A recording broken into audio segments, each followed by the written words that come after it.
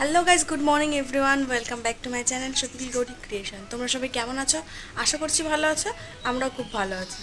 তবে আজ যে গরম পড়ছে একটু কম ভালো আছি। তোমরা আশা করছি আমার মতনই একটু কমই ভালো আছো, কারণ এত গরমে মানুষ পাগল হয়ে যাওয়া, ঘরে টেকা যাচ্ছে না। সারাটা দিন শেষে সন্ধে নামলে তখন একটু যদি বা এই ঘরে থাকতে পারি, ওপরে টিনের কারণে আরও বেশিই কষ্ট হয়। তো ওই পেছনে যে সুভাষদার ঘর রয়েছে, সুভাষদার ঘরে গিয়ে বসি বা রান্নাবান্না তাড়াতাড়ি করে নিই। আর এই গরমের মধ্যে না আর কাঠে আর যাচ্ছি না, কাঠে টুকটাক ভাত টাতগুলো করে নিয়ে এসে গ্যাসে রান্নাগুলো করছি। কষ্ট হচ্ছে প্রচুর পরিমাণে।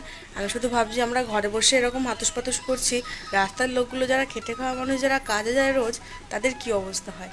তো যাই হোক, ব্যাপারগুলো বুঝতে পারছি এখন আস্তে আস্তে, যে বাবা মাদের কতটা কষ্ট হয়, তারা কত কষ্ট করে মানুষ করেছে আমাদের।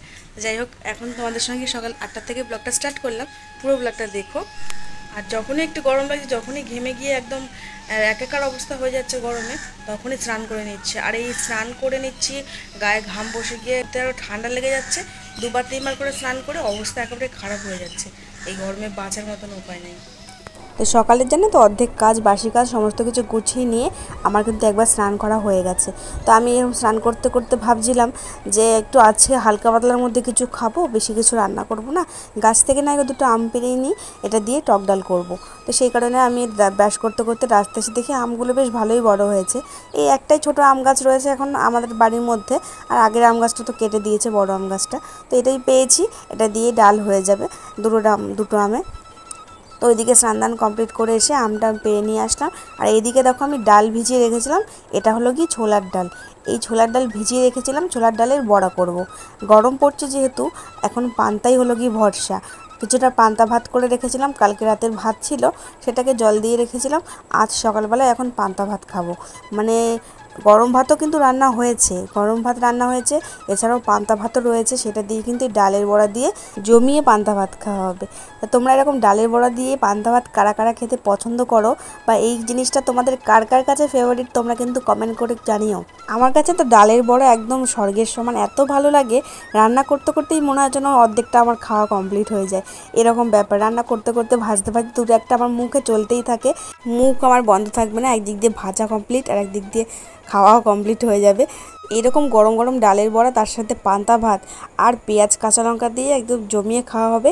পেট ঠান্ডা, শরীর ঠান্ডা, আর মনও ঠান্ডা হবে। আমার বড়াগুলো কিন্তু প্রায় ভাজা কমপ্লিট। আমি এখানে কিন্তু কাঁচা লঙ্কা, পেঁয়াজ আর একটু নুন আর হলুদ দিয়ে কিন্তু বড়াগুলো ভেজে নিয়েছি। এখন বড়াগুলো নামিয়ে নেব, আর বাদবাকি বড়াগুলো ভেজে নিয়ে তোমাদের সঙ্গে ফিরে আসছি একেবারে পান্তা ভাতের থালায়।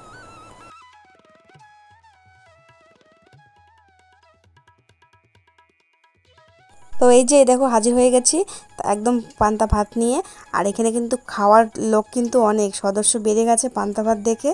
আর আমি কিন্তু পান্তা ভাত করেছিলাম, অল্প রেখেছিলাম, এখানে লোক হয়ে গেছে বেশি। আমার যা চলে এসে, জায়ের মেয়ে চলে এসছে, আবার মুস্কান চলে এসছে, তার সাথে আমিও আছি। তো এখন দেখো একদম টিম শুদ্ধ বসে পড়েছি পান্তা ভাত নিয়ে। আর সবার থালায় কিন্তু পেঁয়াজ, কাঁচা লঙ্কা আর হচ্ছে গিয়ে নুন দিয়ে সবাই ভাত কিন্তু অলরেডি মেখে ফেলেছে। আর আমি এখন সবাইকে কিন্তু বড়া ভাগ করে দেবো। জানো তো আমাদের বাড়িতে এত অতিথির সংখ্যা হয়ে গেছে যে এই বড়া কড়ার থেকে ভেজে তুলে বাটিতে রাখতে রাখতেই দেখি হাফিস হয়ে যাচ্ছে। এতগুলো বড়া বানালাম, শেষমেশ গিয়ে দেখি এই দুটো করে বড়া, মানে তাও সকালবেলায় সবাই তিন পিস করে ভাগে পড়ে যায় সবার, তাও যেন মন ভরছে না। এত ভালো সুস্বাদু খাবার তো একটুটা যেন পোষাচ্ছে না। এই গরমে পান্তা ভাতের চাইতে আর ভালো খাবার আর কি আছে, তাই না বলো? তা এইদিকে দেখো আমি এখানে বড়া নিয়ে নিয়েছি, তার সাথে এক টুকরো লেবু আর একটু কাঁচা লঙ্কা আর একটু পেঁয়াজ। লেবু দিয়ে পান্তা ভাত তোমরা কে কে খাও আমি জানি না, তবে আমার এটা পছন্দের। পান্তা ভাতের সঙ্গে লেবু একদম জাস্ট মারাত্মক লাগে আমার কাছে, জানি না আমার এত কেন ভালো লাগে। লেবু, একটু নুন আর কাঁচা লঙ্কা দিয়ে চটকিয়ে ভাতটা একটু সুন্দর করে মেখে নিই। আমার এখন বলতে বলতেই, তোমাদের সাথে কথা বলতে বলতেই আমার মুখে জল চলে এসেছে পান্তা ভাত দেখে আবারও।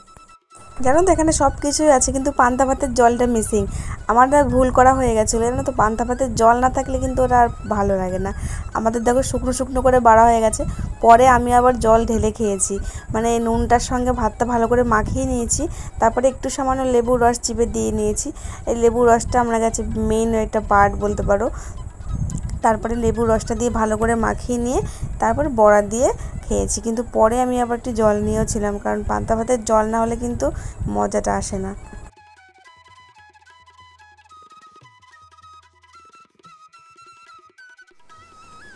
তো দেখলে ওদিকে পান্তা ভাতের খাওয়া দাওয়া কমপ্লিট করে নিয়ে এখানে চলে আসলাম আর একটা মেন কাজে। এটা হলে গিয়ে আমাদের সেই গাছের কুমড়ো, তোমাদের যে কুমড়ো ফুল দেখাতাম, কুমড়ো গাছের ফুল দিয়ে যে বড়া তৈরি করে খেয়েছিলাম, সেই গাছেরই কিন্তু এত বড় একটাই কুমড়ো হয়েছে। শেষ পর্যন্ত গাছটা মরতে মরতে একটাই ফল দিয়ে গেছে। এই একটাই কুমড়ো হয়েছে, রোদে একদম পেকে দেখো একদম তালের আটির মতন হয়ে গেছে। দেখো কত সুন্দর হয়েছে কুমড়োটা, অনেকটা বড় হয়েছে।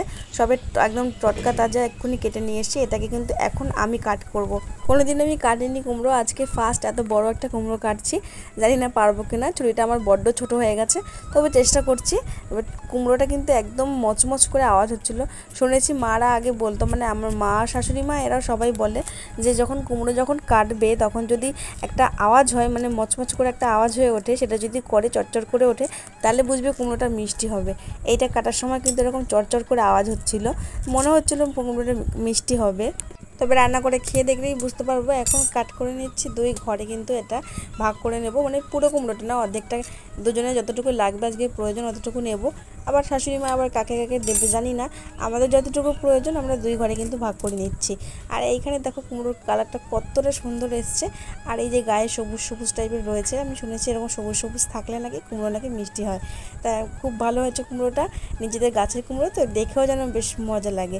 এখন আমি আগে একটুখানি কাটিং করে নিয়েছিলাম, দেখো ছোটো করে আমি কিন্তু প্রথমে একটুখানি কেটে নিয়েছিলাম, আর এরপর তারপরে আর একটুখানি কেটেছি।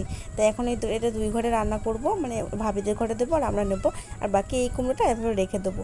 জানি না শাশুড়ি মা কাকে কাকে দেবে, তবে ওটা থাকবে। এখানে দানা রেখে দিয়েছি খানিকটা, এই দানা দিয়ে কিন্তু পরের বার আবার গাছ বসানো হবে। তো বলেছিলাম গরম ভাত হয়েছে, তো গরম ভাত এই যে আলু সেদ্ধ ভাত করে রেখে দিয়েছি শাশুড়ি মা আর শ্বশুরমশাইয়ের জন্য। আর এখানে দেখো আমি রান্না চাপিয়ে দিয়েছি, যে বললাম না হালকা পাতলা রান্না হবে। তার মধ্যে দেখো আবার বরমশাই গেছিলো প্র্যাকটিসে, সকালবেলায় ভোরবেলায় বাসাতে গেছিলো, সেখান থেকে আবার আসার সময় ছাট নিয়ে এসছে। বলছে এরকম কষা কষা ছাট, মানে আর কি, যতই গরম পড়ুক আর যাই করুক, বাঙালিদের খাওয়া দাওয়া কিন্তু কোনো সময় বন্ধ হবে না। মানে মনে করলাম আমি ডাল করব হালকা পাতলা, আর তার সঙ্গে একটা কুমড়োর ছক্কা করব, তার মধ্যে আবার এখানে মাংস এসে হাজির হয়ে গেছে। মাংস না, যেহেতু মুরগিরই একটা অংশ ছাড়। তো আমি এখানে ডাল সেদ্ধ বসিয়ে দিয়েছি, আর এদিকে কিন্তু মশলা কষিয়ে অলরেডি আমি এটা কিন্তু অনেকটা রান্না করে ফেলেছি। ও এই ছাড়টা কষা কষা ছাড় খেতে খুব পছন্দ করে, তবে আমি একটু হালকা একটু ঝোল রাখবো, কারণ কি একটু এই গরমে এরকম গ্রেভি তেল মশলা খেয়ে লাভ নেই, হালকা পাতলা একটু ঝোলের মধ্যে খেলেই শরীরটা অন্তত সুস্থ থাকুক। এদিকে দেখো আমি আলুগুলো ভেজে নিয়েছিলাম, সেই ভাজা আলুগুলো কিন্তু এর মধ্যে দিয়ে দিচ্ছি। এবার একটু হালকা করে কষিয়ে নেব। মোটামুটি আমার 60% সেদ্ধ হয়ে গেছে সবটা, একদম সামান্য অল্প পরিমাণে ঝোল দিয়ে দেবো, যেহেতু একটু কষা খেতে চেয়েছে তাই বেশি আর ঝোল করলাম না, একটু হালকা পরিমাণে ঝোল করে দিয়ে তাতে আমি একটু নামানোর আগে শাহি গরম মশলা দিয়ে নামিয়ে নেবো। আর এরপর নামানোর আগে কিন্তু আমি একদম গ্যাসটা লো ফ্লেমে দিয়ে একটু ঢাকা দিয়ে খানিকক্ষণ রেখে দিই। আমি কিন্তু প্রতিবারই মাংস রান্না করার সময় এরকমই করি, তাহলে কিন্তু মাংসটার মধ্যে এই গরম মশলার ফ্লেভারটা একদম চলে যায়। যেহেতু গরম মশলা লাস্টে দিয়েছি, মানে গ্যাসের উপর আমি 5 মিনিট মতন একটু বসিয়ে রেখে দিই লো ফ্লেমে। তো এদিকে কিন্তু মাংস কমপ্লিট, ডাল কমপ্লিট, আর এখানে কিন্তু আমি কুমড়ো তরকারি বসিয়ে দিয়েছি। ভাতটা কিন্তু আগেই হয়ে গেছে, বলেছি কাঠ থেকে করে নিয়ে এসেছিলাম। আর এখানে দেখো আলু কুমড়ো দিয়ে ছক্কা করছি, তার সঙ্গে ছোলা ভিজিয়ে রেখেছিলাম, তাই আমি খানিকটা দিয়ে দিলাম। একদম সিম্পলভাবে রান্না করছি, একটু ফোড়নে কালো জিরে, কাঁচা লঙ্কা, একটু পেঁয়াজ দিয়ে সামান্য একটু কষিয়ে ঝোল দিয়ে দিয়েছি। আর নামানোর আগে একটুখানি জিরে গুঁড়ো দিয়ে দেবো।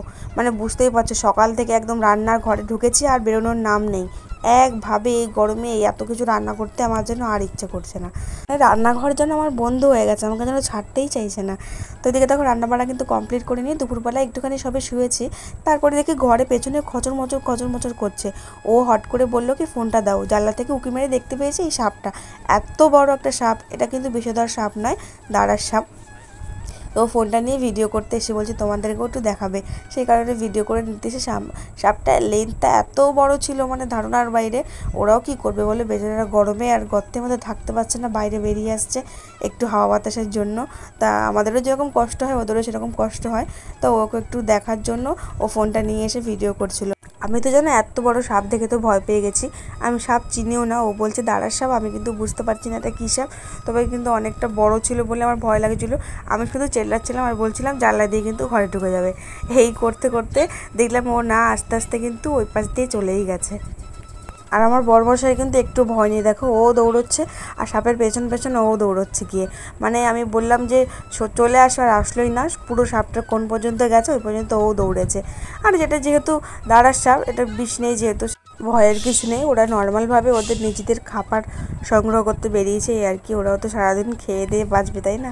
তো দেখো অনেকটা বড়, আমি পুরোটা এখানে দেখাতে পেরেছি ও ভিডিওতে, মানে শেষ হচ্ছে না, এতটা বড় ছিল। দেখো সন্ধে হয়ে গেছে, ঘরে চলে এসেছি আর এখানে কিন্তু আমরা কাজ করতে বসে গেছি। যেহেতু এখন ঠান্ডা পড়েছে, এখন একদম ঘরটা একটু ঠান্ডা হয়েছে। আর এখন এই কালকে গাছের থেকে মোচা নিয়ে এসেছিলো মা পেড়ে, তো আজকে গরমে আর ছাড়িয়ে রান্না করে খেতে ইচ্ছে করলো না, জানো তো। রেখে দিয়েছিলাম, মনে করলাম কি কালকে সকালবেলা বসে বসে বাঁচবো। তারপর মা বললো এখন ঠান্ডা ঠান্ডা রয়েছে, এখন বসে বসে বেছে ফেলি সবাই মিলে। তো সবাই মিলে কিন্তু মোচাটা বেছে কুচে কমপ্লিট করে নিয়েছি।